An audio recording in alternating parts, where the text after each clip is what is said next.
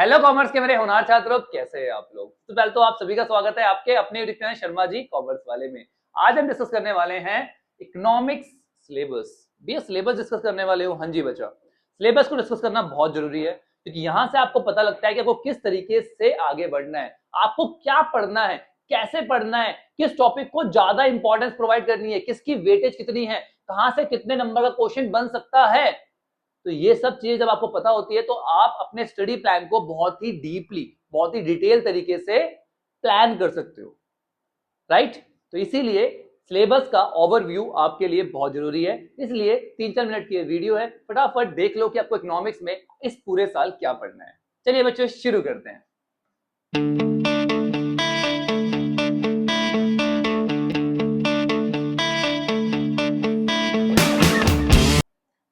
चलिए बच्चों, तो सबसे पहले तो आपको पता होना चाहिए कि इस साल आपको 2 बुक्स पढ़नी है आपकी इकोनॉमिक्स में। पहली बुक है आपकी माइक्रो इकोनॉमिक्स, जो डील करती है कि किस तरीके से एक इंडिविजुअल अपने स्केयर रिसोर्सेज का इस्तेमाल करता है। बच्चों आपको पता है कि हमारी नीड के हिसाब से हमारे जो रिसोर्सेज होते हैं ना, जो हमारे संसाधन होते हैं, वो हमेशा लिमिटेड होते हैं ना। अब उस लिमिटेड रिसोर्सेज को एक इंडिविजुअल किस तरीके से इस्तेमाल करता है, इंडिविजुअल, ठीक है, वही सब हम पढ़ेंगे कहां पर, माइक्रो इकोनॉमिक्स में।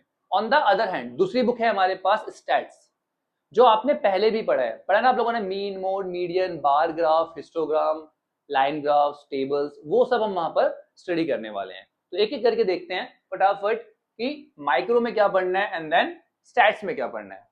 ठीक है बेटा, तो पार्ट ए जो है आपका है माइक्रो इकोनॉमिक्स, जहां पर आपका पहला चैप्टर इकोनॉमिक्स और इकोनॉमी के बारे में है, जहां पे आपको बताया जाएगा कि इकोनॉमिक्स होती क्या है, ठीक है, और कितनी तरह की इकोनॉमी होती है।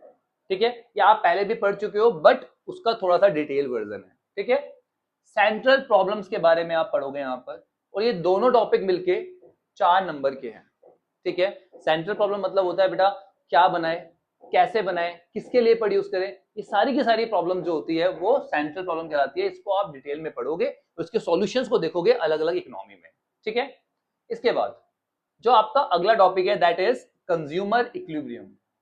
यहां पर आप यूटिलिटी एनालिसिस पढ़ोगे, यहां पे आप इनडिफरेंस कर्व एनालिसिस पढ़ोगे, और इसके बाद आप थ्योरी ऑफ डिमांड पढ़ोगे, और साथ में प्राइस इलास्टिसिटी ऑफ डिमांड। ये जो टॉपिक्स है आपके, ये सारे टॉपिक्स मिलाकर 14 मार्क्स के हैं, जहां पर पहला टॉपिक है हमारा कंज्यूमर इक्विलिब्रियम, कि भैया कंज्यूमर जो है वो मैक्सिमम सेटिस्फाइड कब होगा। तो इसकी 2 अप्रोच आपको पढ़नी है बेटा, एक यूटिलिटी एनालिसिस और दूसरी इनडिफरेंस कर्व एनालिसिस। दोनों ही केस में हम कंज्यूमर को इक्विलिब्रियम तक पहुंचाएंगे, ठीक है, उसको मैक्सिमम सेटिस्फेक्शन दिलाएंगे। ठीक है, वो कब मैक्सिमम सेटिस्फाइड होगा, अलग अलग सिनेरियोज में उसको हम स्टडी करेंगे, दोनों ही अप्रोच से। ठीक है, यूटिलिटी एनालिसिस और इंडिफरेंस कर्व एनालिसिस, दोनों ही तरह के एनालिसिस हम बहुत ही डिटेल में करने वाले हैं। इसके बाद हम पढ़ेंगे डिमांड, कि भैया किसी भी प्रोडक्ट की डिमांड कब होती है, कौन कौन से फैक्टर है जिसपे वो डिमांड डिपेंड करती है। ये सारी चीजें हम लोग पढ़ने वाले हैं थ्योरी ऑफ डिमांड में। और जब हम उसका रिलेशन देखेंगे किससे, प्राइस से, कि भैया प्राइस में चेंज होने से कितना चेंज हो रहा है डिमांड में, जब इसका ये रिलेशन हम पढ़ेंगे उसको बोलेंगे इलास्टिसिटी ऑफ डिमांड।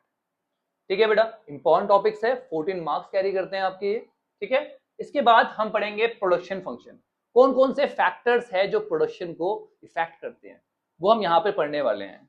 ठीक है, मतलब रॉ मटेरियल बढ़ाने से, लेबर बढ़ाने से हमारे प्रोडक्शन पे क्या फर्क पड़ता है।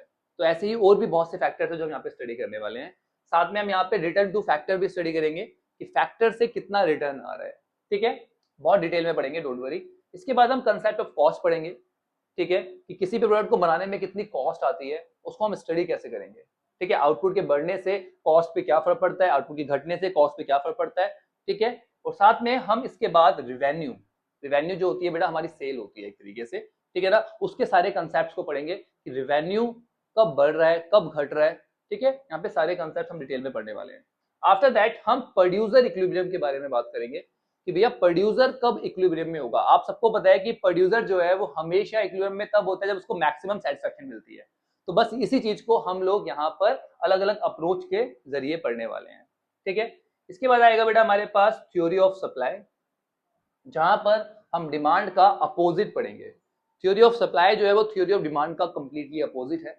कि भैया सप्लाई होता क्या है, कौन से ऐसे फैक्टर्स हैं जो सप्लाई को इफेक्ट करते हैं। यहाँ पर इलास्टिसिटी ऑफ सप्लाई भी हम यहीं पे स्टडी करने वाले हैं, ठीक है। ये भी हमारा 14 मार्क्स कैरी करता है, ठीक है, तो ये भी इंपॉर्टेंट है। आफ्टर दैट हम पढ़ेंगे फॉर्म्स ऑफ मार्केट, कितनी तरह की हमारे पास मार्केट है। देखिए ज्यादातर मार्केट जो है वो आपके सिलेबस से डिलीटेड है, केवल आपको परफेक्ट कंपटीशन मार्केट ही पढ़नी है, उसी की डिटेल में स्टडी करनी है, ठीक है। तो बहुत ही इजी चैप्टर रहने वाला है बेटा, ये बहुत छोटा चैप्टर है, ठीक है। इसके बाद प्राइस डिटर्मिनेशन कैसे करते हैं हम अलग अलग मार्केट में, मतलब यहाँ पर आपके सिलेबस में करी है बाकी market, but perfect competition market में आप किस तरीके से प्राइस डिटरमाइन करते हो, ठीक है। डिमांड के बढ़ने घटने से प्राइस पे क्या फर्क पड़ता है, वो सारे के सारे फैक्टर्स जो है हम यहाँ पर स्टडी करने वाले हैं। ये दो चैप्टर आपके 8 मार्क्स कैरी करते हैं, कि पूरी बुक जो है आपकी 40 मार्क्स कैरी करती है। आई होप समझ में आ गया है कि हमें क्या पढ़ना है माइक्रो इकोनॉमिक्स में, राइट। चलिए आगे बढ़ते हैं।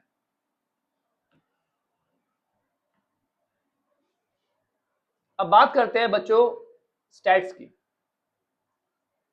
स्टैट्स में सबसे पहले तो हम लोग इकोनॉमिक्स क्या होती है वो पढ़ेंगे फर्स्ट चैप्टर में, उसके बाद सिग्निफिकेंस देखेंगे स्टैट्स की, कि भैया स्टैट्स जो है वो इकोनॉमिक्स में इंपॉर्टेंट क्यों है, कि आपका थ्योरेटिकल चैप्टर है, ठीक है।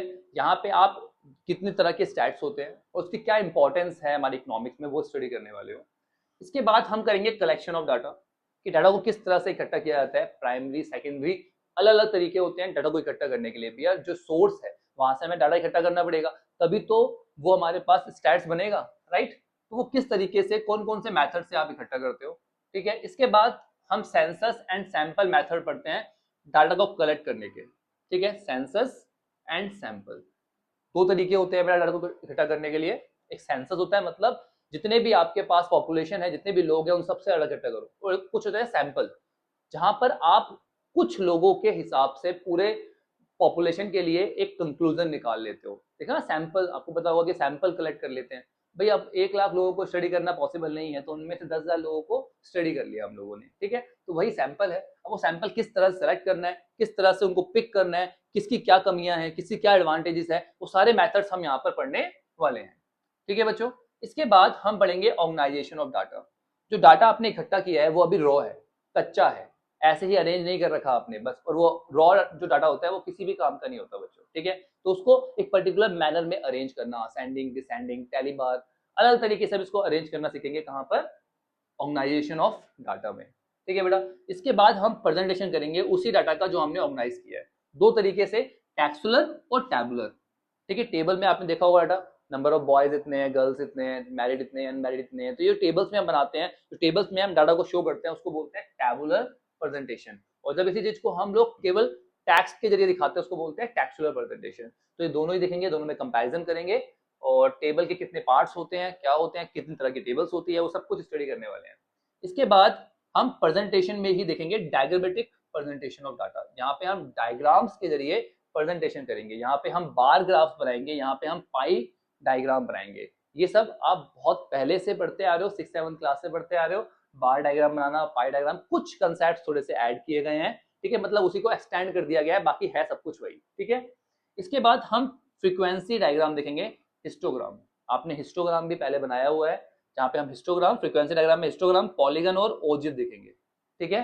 ये तीनों ही आपने पहले भी स्टडी करे हैं, ठीक है, तो बहुत आसान रहने वाली है स्टैट्स आपकी, ठीक है बेटा। Arithmetic line graph, arithmetic line graph देखेंगे आप। इसके बाद जो आपने लाइन ग्राफ बनाए थे क्लास 9th में, ये वही है, बिल्कुल सिमिलर है, ठीक है। क्लियर बच्चों, तो ये जो है वो आपका 15 मार्क्स का रहने वाला है। इसके बाद जो हमारे चैप्टर्स आने वाले हैं इनकी वेटेज थोड़ी ज्यादा है, ठीक है। यहाँ पर हम सेंट्रल टेंडेंसी को मेजर करेंगे, जिसमें सबसे पहले हम पढ़ेंगे मीन, कि मीन कैसे कैलकुलेट करना है, ठीक है। इसके बाद हम पढ़ेंगे मीडियन और मोड। इसके बाद अगला टॉपिक जो है हमारा है वो कॉरिलेशन, कि दो अलग अलग वेरिएबल में क्या रिलेशन होता है उसको स्टडी करेंगे। इसके बाद है बच्चों इंडेक्स नंबर।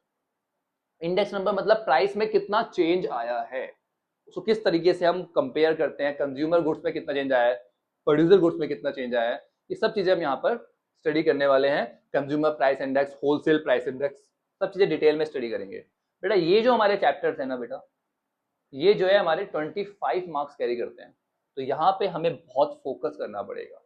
यहाँ पे हमारी प्योर कैलकुलेशन है, कुछ थ्योरेटिकल पार्ट है पर मैक्सिमम कैलकुलेशन है, ठीक है। इसमें से आपने मीन मोड मीडियम के बारे में बहुत डिटेल में क्लास 9th और 10th में स्टडी कर रखा है, ठीक है।